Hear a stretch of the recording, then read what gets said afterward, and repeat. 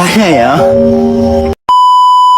Aku hanya memikirkan satu peraturan penting. Kenapa kau lakukan hari ini kalau kau bisa melakukannya besok? Hahaha. A few moments later.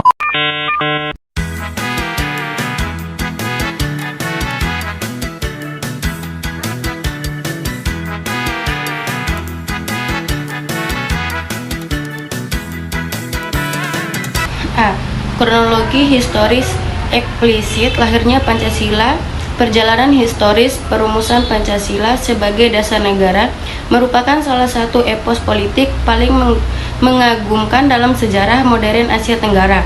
Proses ini tidak berdiri sendiri, melainkan berkelindan erat dengan runtuhnya kekuasaan Imperium Militer Jepang di Asia Pasifik dalam kancah Perang Dunia II. Menyadari posisinya yang semakin terjepit oleh ofensif tentara sekutu, pemerintah pendudukan Jepang di Jakarta di bawah pimpinan Jenderal Kumachi Harada mencoba mengambil hati rakyat Indonesia dengan menjanjikan kemerdekaan di kemudian hari. Manifestasi nyata dari janji politik tersebut adalah pembentukan Dokuritsu Jumbi Chokasai atau Badan Penyelidik Usaha-Usaha Persiapan Kemerdekaan Indonesia (BPUPKI) pada tanggal 1 Maret 1945 yang kemudian resmi dilantik pada tanggal 28 Mei 1945 di bawah kepemimpinan Dr. Kanjeng Raden Tumenggung. Pemikiran teoritis filosofis para tokoh bangsa. Yang pertama ada Muhammad Yamin, 29 Mei 1945. Muhammad Yamin merupakan seorang ahli hukum, sastrawan, dan sejarawan yang memiliki apresiasi luar biasa terhadap kebesaran imperium masa lalu Nusantara seperti Sriwijaya dan Majapahit. Dalam pidatonya yang berapi-api pada tanggal 29 Mei 1945, Yamin menekankan bahwa negara Indonesia yang merdeka tidak boleh menjiplak mentah-mentah struktur negara barat atau timur, melainkan harus dibangun di atas fondasi peradaban kita sendiri. Yang kedua, Prof. Dr. Soepomo, 31 Mei 1945. Sebagai seorang pakar hukum adat terkemuka, lulusan Universitas Leiden, Belanda, pemikiran Prof. Dr. Soepomo sangat diwarnai oleh teori-teori hukum organik, sosiologis, dan filsafat integralitis Eropa seperti pemikiran Hegel dan Spinoza yang dikombinasikan dengan kearifan lokal struktur masyarakat desa tradisional Indonesia. Soepomo secara tegas menolak konsep negara individualistik liberal adat barat yang menilainya memicu eksploitasi manusia atas manusia homo homini lupus, serta menolak konsep negara kelas atau di kantor proletar alat. Ketiga ada Ir Soekarno, 1 Juni 1945. Pidato Ir Soekarno pada tanggal 1 Juni 1945 diakui secara luas sebagai sintesis intelektual terbesar yang berhasil menjembatani polarisasi tajam dalam sidang BPUPKI. Soekarno dengan kapasitasnya sebagai orator ulung dan pemikir geopolitik maritim yang jenius melontarkan gagasan mengenai dasar filsafat dan pandangan hidup di mana di atasnya gedung Indonesia Merdeka yang kekal dan abadi didirikan. C.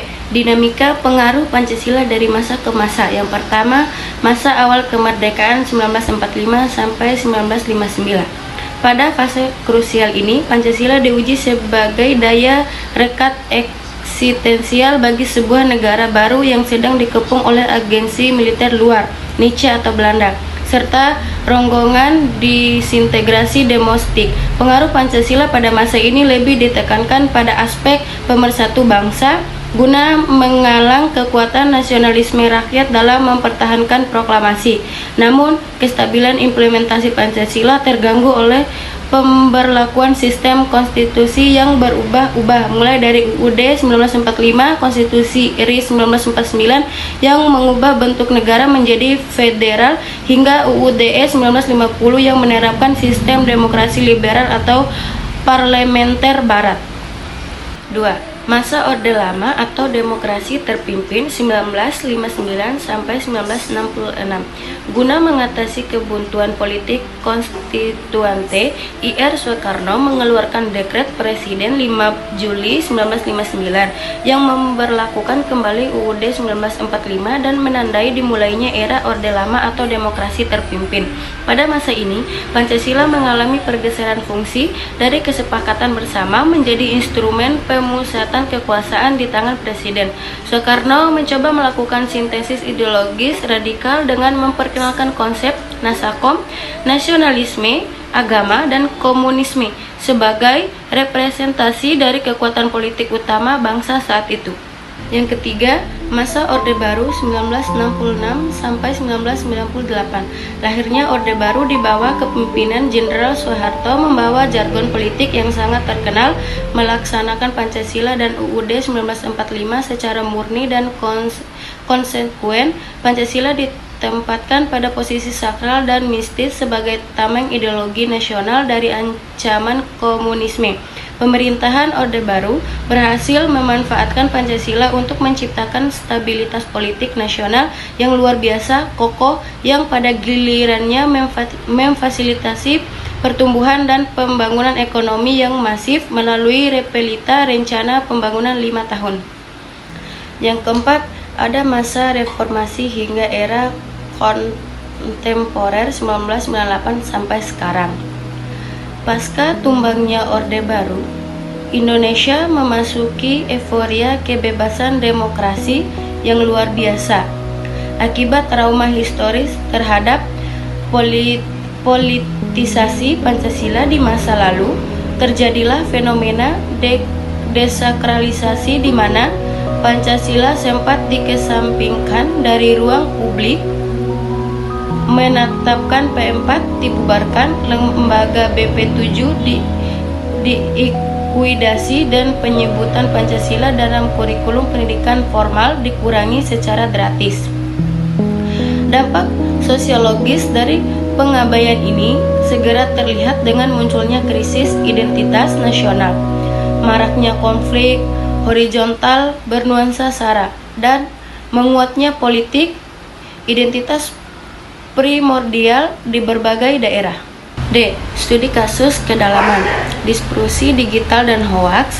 Untuk menguji ketajaman analitis Pancasila sebagai pisau bedah sosiologis terhadap problem kontemporer, kita dapat meneliti fenomena penyebaran berita bohong atau hoaks, deinformasi dan ujaran kebencian di ruang jagat digital media sosial Indonesia saat ini.